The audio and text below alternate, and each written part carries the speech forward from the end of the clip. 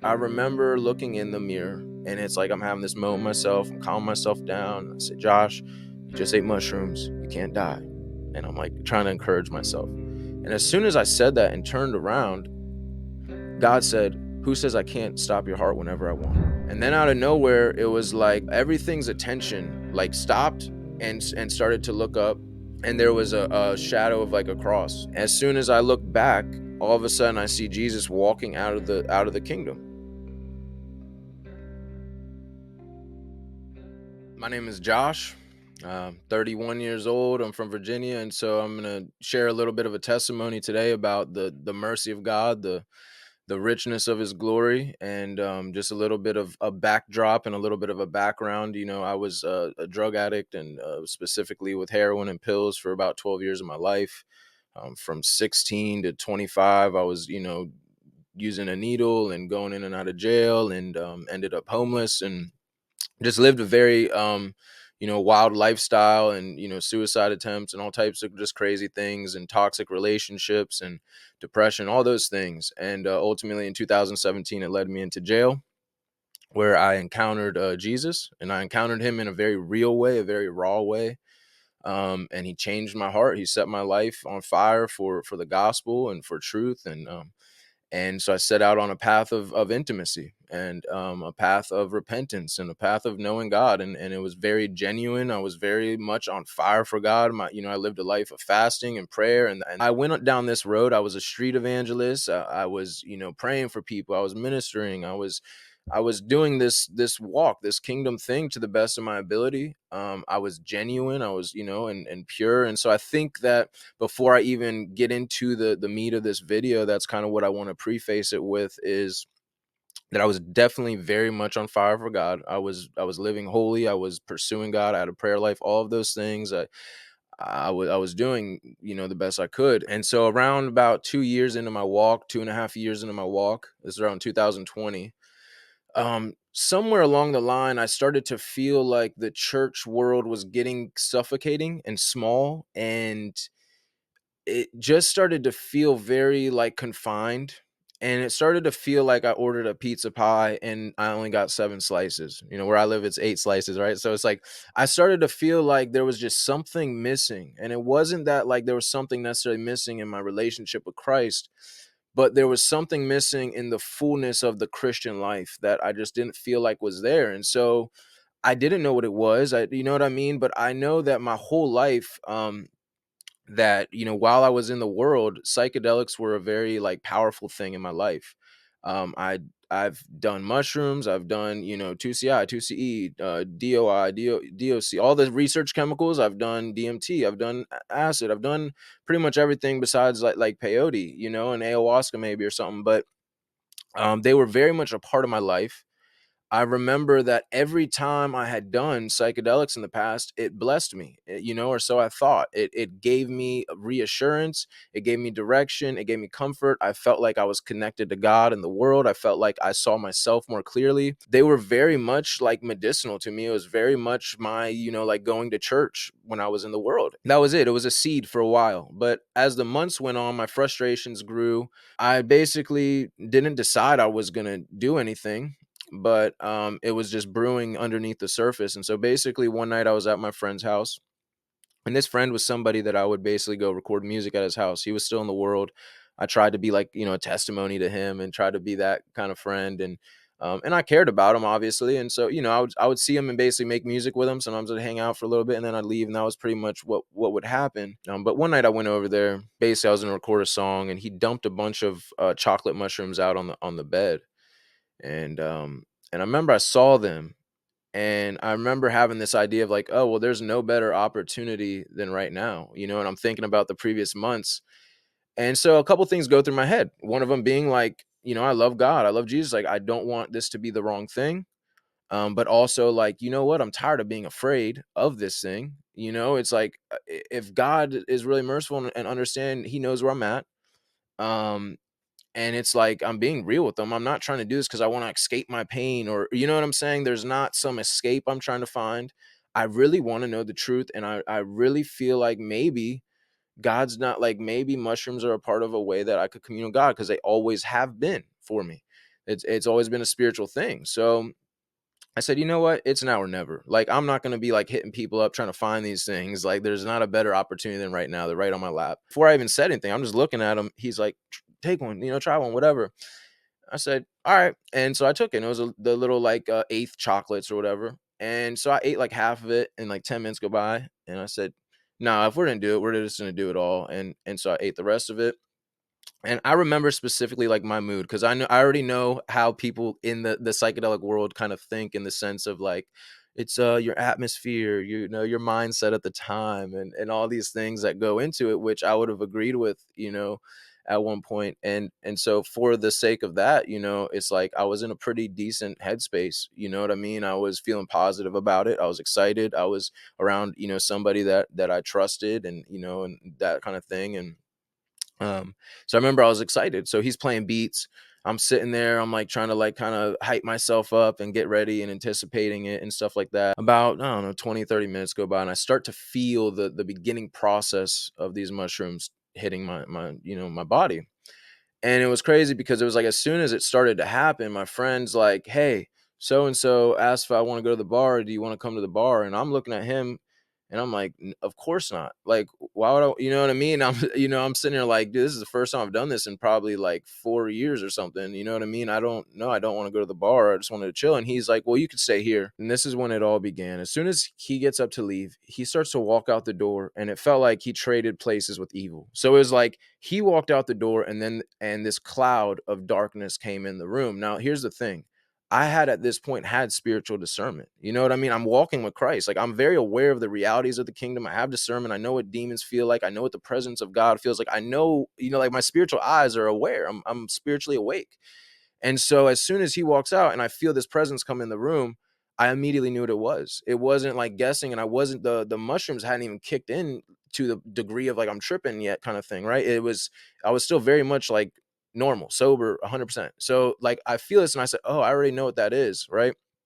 But now my mind goes to, well, you are, you just took these things. So you have to keep your mind positive. I'm telling myself this thing, but I can't ignore what's around me. I'm feeling the presence of demons around me. And the biggest thing that stood out to me is I remember realizing it was like a setup. My friend was used like he was a pawn. Like, these demons literally were like, it was like as soon as he left out the room, it was like they dapped him up like, yo, thanks for getting him for us. Like, that was literally how it went. It was like, yeah, thanks for getting this guy for us. Now we got it. And you get out here. Like, that's exactly how it felt. Like, I got set up to get jumped. And so, anyways, these demons are in the room. I could feel them around me. Like, and so I go in the mirror. I'm trying to calm myself down, thinking positive, all these things. I go in the mirror, and I remember looking in the mirror, and it's like I'm having this moment myself. I'm calming myself down. I said, Josh, you just ate mushrooms. You can't die. And I'm like trying to encourage myself. And as soon as I said that and turned around, God said, who says I can't stop your heart whenever I want? And it wasn't in a way of fear. It was like, what makes you think that your life is promised just because of what you did or didn't take? It was in a way of like, some people just die in the middle of in the sleep in their night. Their heart just stops. Like, it was a humbling, not a like, I'm gonna strike you kind of thing. Then my mind goes to like I don't want to die in this situation. This isn't good kind of thing, right? So now I'm in the room, and I'm like, all right, well, it is what it is now. I got to get through this. And so I basically just started praying for like an hour straight. I'm on the bed, curled up, like, Lord have mercy, Lord have mercy, Lord have mercy, because I know I just made a mistake. And then I know, oh, well, this mistake just began too. Like, we haven't even started the show yet. And now I know that what I did wasn't cool. Like, God wasn't pleased with it, right? And so I feel the demons around me the whole time this is happening. It's just like they're just standing there, just kind of messing with me in the sense of knowing that I know that they're there kind of thing. And the whole time I'm praying, Lord have mercy, forgive me, Lord have mercy. It felt like it kept everything at bay. And at this point, I'm like, oh, you know what? Let me get out of this environment. I'm like, I know environments matter, this kind of thing. So I said, let me call my wife. I'm gonna go home. Maybe this will help. As soon as she started to get there, I was fully getting lost into the experience, right? I'm fully getting like pulled into this other place. Like, I'm starting to leave this realm, right? And it's like, so I'm getting in the car, and what started to happen was I started to get pulled out of my body. And the way that I can explain that is like, if we're talking right now, imagine it felt like a force just yanked your soul out your body, and then next thing you know, you're in another reality, like a dream world, the realest dream you could, realer than this. And so I'm like going like in and out of this thing, and I couldn't stop it. It was happening to me. I'm trying to tell my wife what's going on, and I can't breathe. And all of a sudden I can't breathe. I'm getting pulled up. And she's freaked out. She's like, what do I do? Like she doesn't know what to do because I'm hyperventilating. And this isn't a panic attack. Like it genuinely is feeling like just my soul is getting pulled out of my body, and I'm trying to stay on earth. Like, and so as soon as we get to my house, I just like sprinted to my room, threw myself on the floor. And after that, it was like I was gone. I'm pulled out of my body. And next thing I know, it's like I'm in this black void. And so in this black void, it's like light starts to come to what's going on. And it's like the veil's being removed. And so next thing I know, it's like I'm in this hand. And I'm looking around. I'm like a little baby dust ball or something in a giant hand. I could see the fingers, everything. Like I'm just in a giant hand. And then I look over and I see a bunch of demons. And these are the thing that's crazy is these were demons that I had seen before, before I got saved. It was the like same exact looking type of demons that I had seen. And so there's all these demons standing there. And then I look over and it's like there's the kingdom of heaven. And the way that I would describe it is it was like a light tower. There was different realms of like glory that I could make out. I'm just laying here in complete fear. I feel like I can't breathe. My breathing is very, very delayed. Like, and it's like it's like coming in just enough to keep me alive. I was in this suspended over this abyss that I knew if I left this hand, the demons were going to drag me down, or I was just going to fall into this pit for eternity. Like, so now I'm like, I'm praying, like, God have mercy, God have mercy. No, like save me the whole time. And I'm just terrified. And so basically these demons, one of them steps forward. It's like you could tell it was like a more authoritative one. And it said, we're tired of this kid. He keeps coming into our kingdom and taking people out. And then he came back and ate off our table. And as soon as he said that, it was like everything clicked at that moment, because now I'm thinking about like all the times I'm out soul winning. I'm preaching the gospel. I'm leading people, I'm thinking about all these things I was doing for God, and then to just come and just like casually pop mushrooms, it was like it was such a major violation. After this happens though, there's a conversation that's happening. At this point I can't hear anything, so it was like there was a case going on that I wasn't allowed to hear the details of. So they're talking, and while they're talking, it's almost like I'm now like trapped in this hand. And so while I'm trapped in this hand, all I could think about is I feel my body getting weaker and weaker. I'm thinking about hell. I'm thinking about death. I'm thinking about everything. There's a fear that I just can never explain. And there was a hope that was dwindling. Everything I could feel was just like dying. And so at one point, I remember saying, like, you know what, God, I screwed up. That's what it is. Like, I messed up.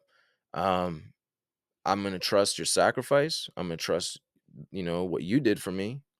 And I said, like, I surrender myself to your hand. Like, I just surrender, forgive me. And I started to like, just let it be and stop fighting.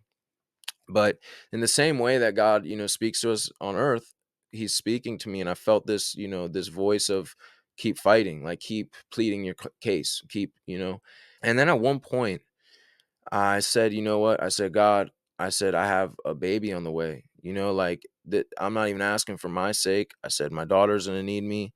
Like other people, like I know that you put in my life might need me like this. I'm not asking for me. Like there's other people that are relying on me, kind of thing. Like save me for them. And it was once I had this view and I had understood it wasn't for my sake, it was almost like slowly this breath was coming back more fluid. At that point, I started to feel it kind of ease up. And then all of a sudden, I see out of my left eye up there by the kingdom, these saints or these angels come around and they start praying. And they're just praying over me. And then out of nowhere, it was like there was everything's attention like stopped and started to look up. And there was a shadow of like a cross that came out. And as soon as I look back, all of a sudden I see Jesus walking out of the kingdom. So now I see Jesus walking towards me. Everything's attention is on him, and he puts his arm around me.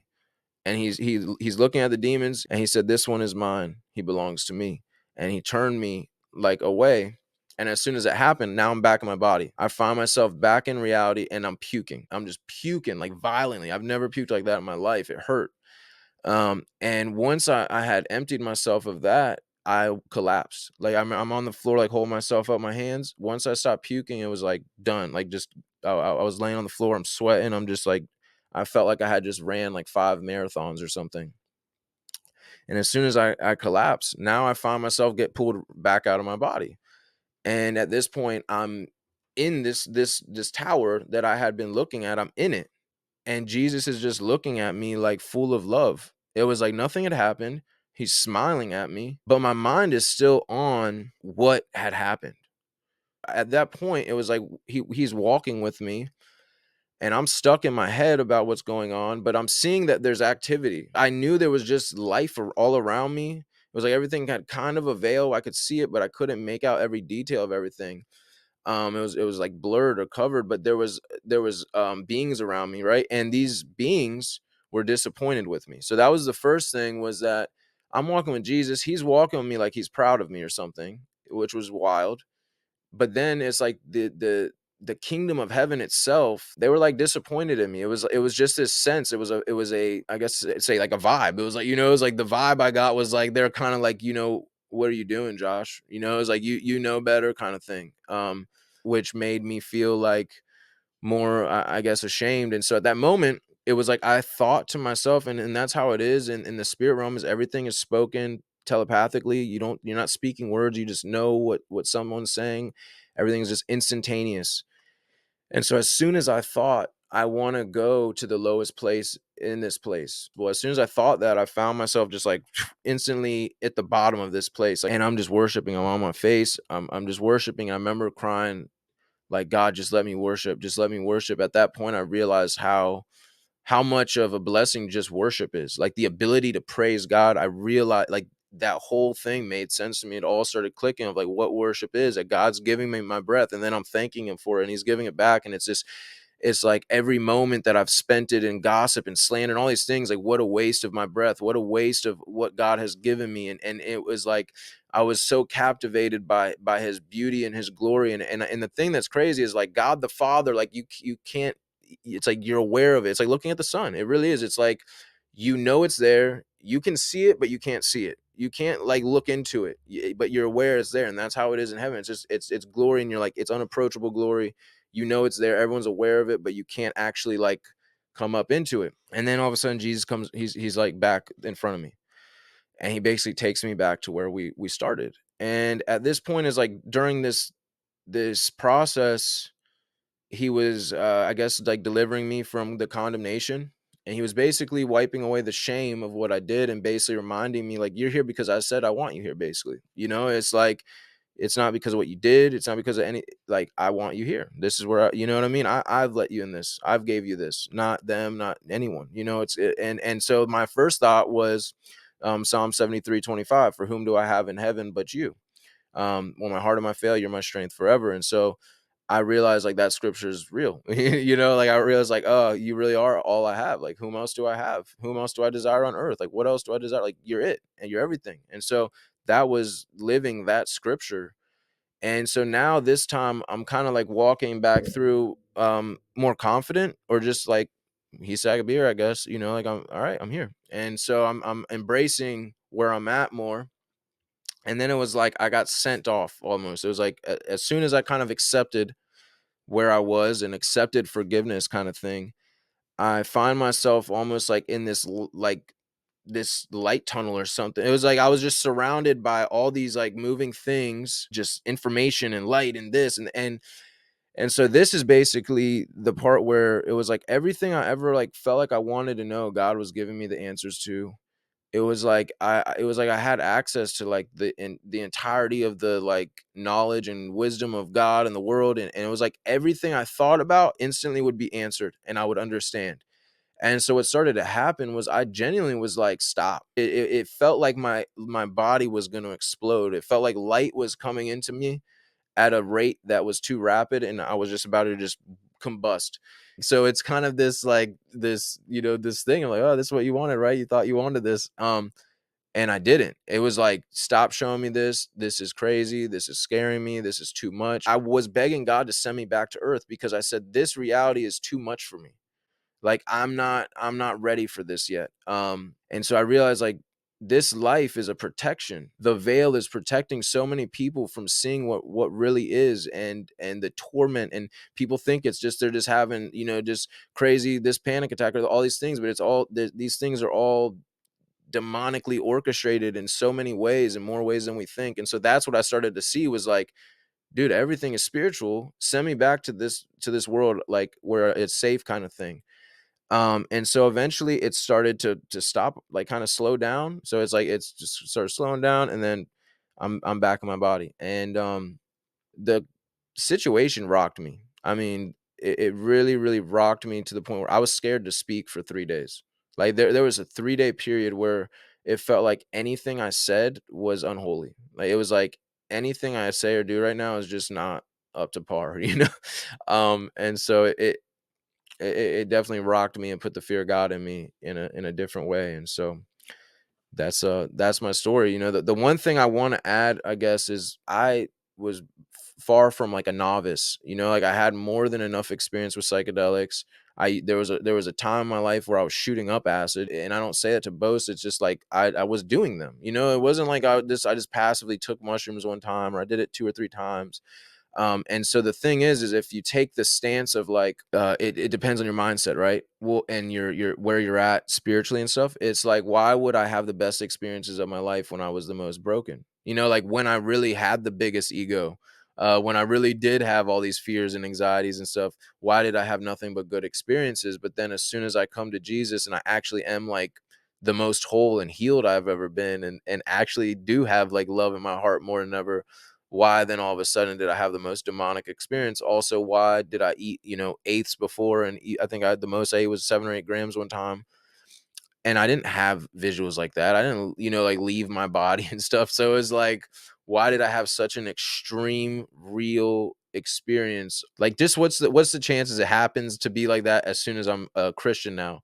But then the 100 plus times before, with all these different things, nothing like that ever happened. It was just, love, light, and rainbows, and that kind of thing. So just for, anyone watching, that you're thinking like, oh, he just, like, I mean, I was there. I get it. So